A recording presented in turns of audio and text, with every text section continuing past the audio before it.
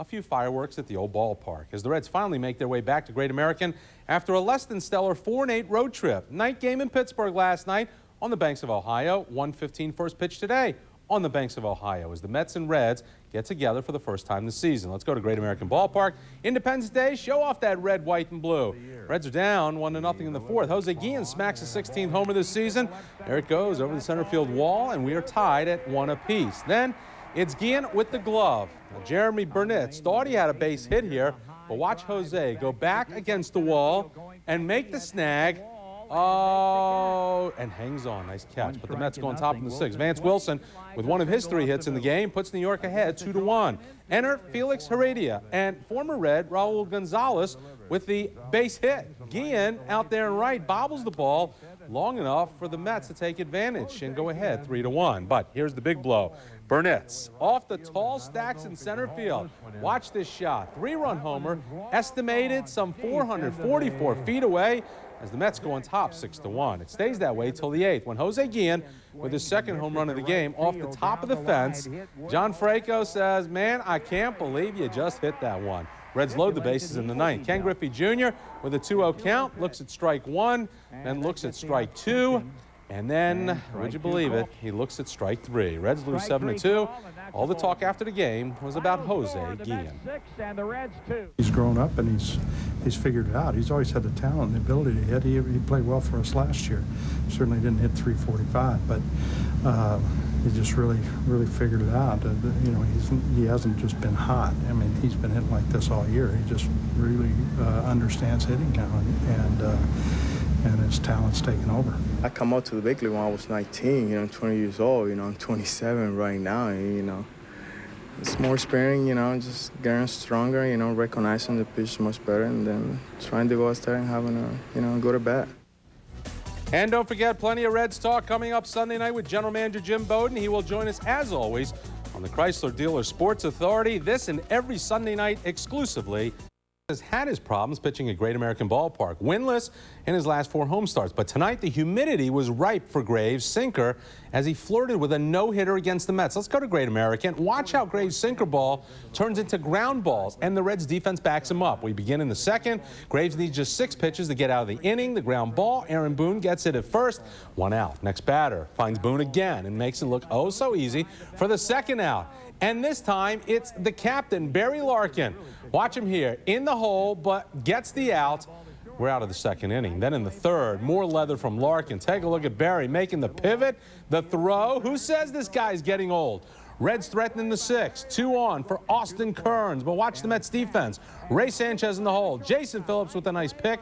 The Reds come up empty. Danny Graves pitches a no-hitter into the 7th, and Jeremy Burnitz breaks it up. Graves not only loses the no-hitter, but he also loses the shutout. Jay Bell scores. That makes it 1-0. Next batter, Cliff Floyd, down the left field line. Burnitz comes home. It's now 2-0 Mets. And the wheels then come off completely as Vance Wilson brings in 2 more. Graves starts the 7th inning with a no-hitter. By the time it ends, the Reds are in a 4-0 deficit. Reds finally get on the board in the 7th. This is Kelly Stinnett banging his 3rd home run this season, but the Reds trail 4-1. And watch Floyd get around on the Chris Rietzma fastball, and the Mets go on to win 6-2. The Reds have now lost 3 straight games. I thought I made some decent pitches. The walk was the only thing I regretted that whole inning. Pitched to Burnitz, I thought was down and away, and he went after it pretty good. And then Floyd hit the double right down the line, his ground ball right down the line. And early in the game, they were making some unbelievable plays, and just that one was just a little too far to the right for Boone to get, and then a bunt single, and then next thing you know, we're losing 4-0. Don't forget, plenty of Reds talk with General Manager Jim Bowden as he joins us, as always, on the Chrysler Dealer Sports Authority, the Reds' top front office man, with everything you need to know as we head into the All-Star break every Sunday night exclusively at 11:35 on the Authority. We'll let you know who represent the Reds at this year's All-Star game and who you think it should have been. Plus, our weekly exclusive with Reds General Manager Jim Bowden and former NBA ref Mike Mathis joins us for a preview of his annual charity auction and golf tournament. But before we go any further, I must tell you, I'm in a New York state of mind. Paul Wilson, he was all New York when the Mets made their top pick back in 1993. 10 years later, Wilson has become the Reds' most reliable starter. 2 earned runs or fewer in 5 of his last 6 starts, as the Reds look to avoid the sweep before hitting the road once again. Let's go to Great American Ballpark. We begin with Wilson, if he can just get out of the first inning without any big hits. But the first batter is Timo Perez. Oh, and this is a big hit. Home run to right. The Mets take a 1-0 lead. But in the bottom of the second, there's the Reds' all-star from last season, Adam Dunn, unloading for his 24th homer this season. This ball game is all tied at 1 apiece. In the third, let's play some more long ball. We are talking about Jeremy Burnitz. Hit one the other night. Yeah, he's loving it here. Burnitz with the homer, giving the Mets a 2-1 advantage. Now, next time up for Adam Dunn, he has intentionally walked to get to Kelly Stinnett, and Stinnett says okay and drives home Jose Guillen. The Reds go on top 3-2. Now, on to the 5th. Sean Casey, step right up and hit your 9th homer this season. These Reds are cruising 5-2. Ball going over the right field wall. Paul Wilson also cruising, giving up 2 homers, 5 strikeouts over 7 innings, but it all falls apart for the Reds bullpen in the 8th. Todd Van Poppel facing Perez, and Timo scores Raul Gonzalez. So enter Scott Williamson, trying to nail down the final 5 outs of this game, but Ty Whittington has other thoughts. The long fly ball, it short hops the wall, it drives in 2 runs, and suddenly the Reds' 3-run lead is gone. This ball game is deadlocked at 5 apiece. The Reds lose it in the 9th. Brian Reith gives up the leadoff home run to Tony Clark. The Mets go on to sweep the Reds 7-5. The Reds are now 6 games under 500 for the first time since April 29th. Any game's important at this point. You know, you got to start winning. You know, you go on the road and not have a very good road trip and come here and get swept. You know, you gotta put something together here and get going. You know, I think we got to go into Houston and win some ball games there. Hopefully, starting tomorrow, we can get it going a little bit, because these last couple weeks have been tough for us. But you know, it's kind of gut check time now. It's time to everyone reach down a little bit and go get it. Now for the real scoop on the Reds, news and insight from the front office and beyond. The Reds do make a trade today as we welcome in Reds general manager Jim Bowden for his weekly visit. It's Bowden on baseball as he joins Brad over at our world-famous Reds Center. For 2 consecutive Sundays, hasn't been a very happy Sunday for you. This is about as bad a weekend as you could have possibly imagined. Disaster. Terrible. And then to top it off today, 5-2 lead. Wilson cruises through 7. And we blow it 5-5. They go back and win the ball game 7-5. Absolute disaster. And that's what happens when your bullpen's hurt. Well, we went through it, and I talked to you about this. I think it's 7 out of your last 8, if you consider Danny Graves a quality start, that you've had quality starting pitching, and now you can't get anything done in the bullpen. And let me ask you that. If you've had problems in the bullpen, is there a question mark as to why Paul Wilson has to come out of the game in the 7th when he's cruising? Well, when you go to a 4-man rotation, you're going to have to watch the pitch counts, because if they're going to get 3 days off, you can't have them be throwing 120 pitches. But the bullpen today was unfortunate because Rietzman, Sullivan, and Heredia were not available for Bob, and of course White and Merker on the disabled list. So that really hurt our chances late in the ball game. But it was an unfortunate ball game today. We got a bunch of that to talk about. Let's start with Van Poppel, who comes in. You had an incident of bringing Van Poppel up last week, and you had 2 pitchers in AAA say, "I'm walking out," because he does not deserve to come up. What happened with the call-up? Well, very clearly Van Poppel had outpitched both Almanzar and Manzanillo down there. Dave Miley, the manager, Mac Jenkins, the pitching coach, unanimously said Van Poppel's the one that deserves to come up. He's the one that's got better stuff, more velocity. He's going to do better up here. And as you saw, Van Poppel in his first outing against Pittsburgh, 2 shutout innings, pitched extremely well. Today, not as well, had a couple base runners get on. But, you know, besides that, there was no question. Manzanillo's 35 years old. He had his chance with us in April, didn't get the job done. They didn't think he could help us. His ERA was about 4 down there. And Almanzar was a guy we thought could help us, but the night before we made the move, he came out of the game again with a neck injury. Pitching coach said, you can't bring him up, you got to bring Van Poppel up. I think it was the right decision. You're getting an awful lot of criticism outside of this, and I know you have to stand by your man, but are you still behind Bob Boone as manager? Because there's been tremendous critique of this guy and his micromanaging over this year, believing a lot of fans that he has lost ball games for you.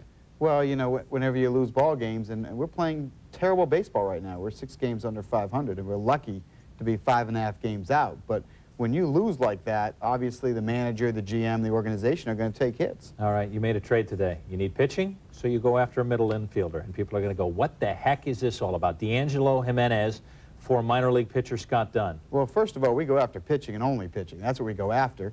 Willie Mopena went down to an injury. We had to replace him on the roster. We wanted a position player, but we did not want to take Lopez or Larson off of AAA because they were playing so well. Jimenez was available because the White Sox had gotten Alomar. Jimenez is a switch hitter that has always had a very high on-base percentage. Has always been able to put the ball in play, can play second, short, third. And our bench has a lot of strikeouts. We got some guys that punch out, and there are times... Where do you want him to play right now? Well, 25th guy coming off the bench, back up at second, short, third, and be a guy who can come off the bench and put the ball in play. He's had some game-winning RBIs for the White Sox. He was their leader, I think, in April in RBIs, and this is a guy, as I said, can put the ball in play. Look, this is just a 25th guy. We gave up a pitcher that our farm director told me probably would not pitch in the big leagues. We didn't give up much, and we got a guy that might be able to help us, might not. You don't like rumors, but I'm going to throw a rumor out anyway, that Baltimore is saying that they will give up Sidney Ponzone or Jason Johnson if Austin Kearns is involved in the trade. Any truth to it, and would you do it? Well, first of all, I don't want to comment on trades, but I would not make that trade. You go and get Sidney Ponzone, you get him for 2 months, he's a free agent, you're not going to pay him $10 million a year because you can't afford it, and you lose Austin Kearns. You've got Austin Kearns' rights for 5 more years. He's 23 years old, and he and Adam Dunn at 23 have a chance to be superstars for a long time.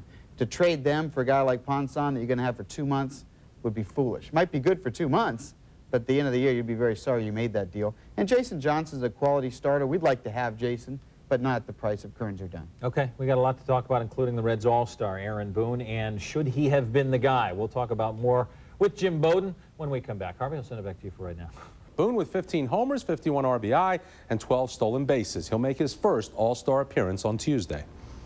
I figured in looking at the situation, I knew that there were, like I said, 4 or 5 guys probably on that bubble of, you know, and it comes down to positions and, you know, it's, I'm sure, a difficult job for everyone involved, but so I would say I was, yeah, pretty surprised.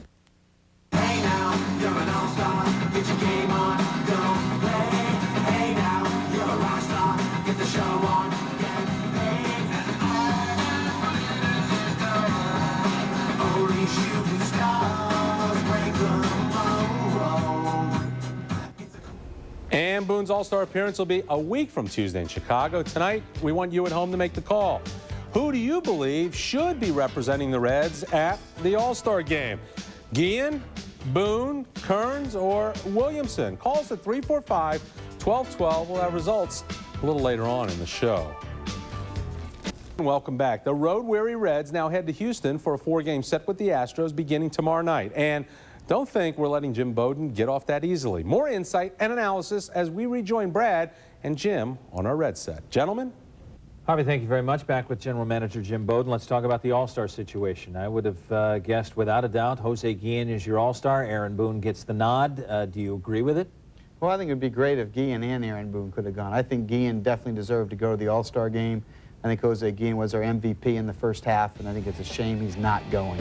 He did everything possible in the first half to help the fact that Ken Griffey Jr. has been hurt most of the first half and has not been able to produce numbers, and Guillen has. He's produced Griffey-like numbers in the first half. Great batting average, lots of power, game-winning home runs, game-winning throws out at the plate. He should represent us along with Aaron Boone. As far as Aaron goes, though, I think he does deserve to go to the All-Star game. He's been one of our best players the last couple of years. And but besides, he certainly hasn't put up any kind of numbers in the last month and a half. He has not, but he's still on a pace to hit 30 and drive in 100 and has played Gold Glove third base, and he's certainly one of the best infielders in the league. Okay, you talked about Ken Griffey Jr. and Guillen's ability to fill in. Junior doesn't play 2 days ago because of dehydration. I don't know why he didn't play today, but when he does play, Junior is not producing. And when he doesn't, he's sitting for reasons, and people are going, what's going on? What's going on with Ken Griffey Jr.? Well, it's health, Brad. That's all it is health reasons, and we've got to get him healthy because we all know what Junior can do when he's healthy. And when he's not healthy, you're not going to get the kind of player that he is. I was very encouraged. Ken Griffey Sr. went into Pittsburgh and worked with Junior. His last at-bat in Pittsburgh, as you saw, hit the top of the wall.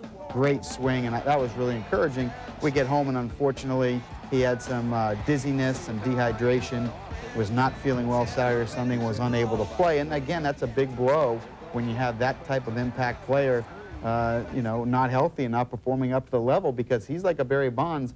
He could carry us for 2 or 3 weeks, and we need that lift. And hopefully in the second half, he gets healthy and gives us a push, because we need it. We need to make a run. And you don't know how long it's going to be before you feel Junior's healthy. I mean, we've been saying it for weeks and weeks. He's not 100%, he's not 100%, it's always something else. Well, no question about it. And how do you put a timetable on it? You know, you just hope. But, you know, as I talked to Sean Casey yesterday, for, you know, this ball club can get back in and win, but we got to put a streak together of 8 or 9 wins in a row. You're without Gabe White. Understanding was that he was close, he didn't feel well mentally. Felt good physically, not well mentally. We've seen how disastrous it is to have Gabe White out of the bullpen. You don't have Merker. How long before you get these guys? Well, you know, we're hoping that Kent Merker is going to be able to come off on Thursday. We believe that he will be able to. We're not sure about Gabe White. We were hoping that Gabe White would have been able to have been activated today. He did not feel completely right on the mound, so he's going to do another side session. He may pitch 1 game at Louisville. I'm hoping within a week, because we need Gabe White and Kent Merker back. You saw how it affected our games in Pittsburgh and against New York, not having Merker or White. Are there other deals out there that you feel that you can make pitching-wise that are not going to include these untouchable guys that you're trying to deal with? Well, I think so. I mean, again, a couple of times we've been very close to making a deal, and at the last minute something happened and we weren't able to do it. But we continue to work and try to get some starting pitching in here, and hopefully by the deadline we'll be able to do something without giving up Kearns or Dunn or some of those young impact players. Are you concerned about the loss of offense at this point and what it's doing with the starting pitching that you're getting? You have no bullpen, and yet you're scoring very few runs right now. Well, it's discouraging when you're finally getting the quality starts you've wanted, and now all of a sudden you're getting them and we're not scoring runs and our bullpen's not doing the job. We're going to hit, but we've got to get them going. We've got to get Kearns healthy and going. Dunn swung the bat the best he swung it all year today. I mean, those 3 hits were rockets, and mechanically he was great. That's encouraging. We need to get Griffey back and healthy. We need Kearns swinging like Kearns can, right, and then we will score runs. Well, you're 4 out of the last 15, and yet in a week's time you've only lost a half a game, so I guess that's Can you believe encouraging. we're only 5.5 games out? Best of luck this week. Let's James. get it going. Back Let's on get the it road. going. Harvey, we'll send it back. Happy birthday to Tyler Bowden.